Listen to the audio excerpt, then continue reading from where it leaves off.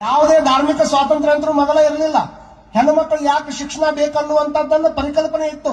ಆದ್ರೆ ಎಲ್ಲಾ ತಾಯಂದ್ರು ಇವತ್ತು ಪ್ರಜ್ಞಾವಂತರಾಗ್ಯಾರ. ಅಂದ್ರೆ ಡಾಕ್ಟರ್ ಬಾಬಾ ಸಾಹೇಬ್ ಅಂಬೇಡ್ಕರ್ ಅವರನ್ನು ನಾವು ನೆನೆಸ್ಕೋಬೇಕಾಗ್ತದ. ಹಿಂದೂ ಕೋಡ್ ಬಿಲ್ ಅನ್ನುವಂಥದ್ದನ್ನು ಪ್ರತ್ಯೇಕವಾಗಿ ಜಾರಿಗೆ ತಗೊಂಡ್ರು. ಮಹಿಳೆಯರಿಗೆ ವಿವಾಹ ಆಗೋದಕ್ಕೆ ಏನ್ ಬೇಕು, ಮತ್ತೆ ತಂದೆಯೊಳ ಆಸ್ತಿಯೊಳಗೆ ಆಕೆಗೆ ಪಾಲು ಇರಬೇಕು.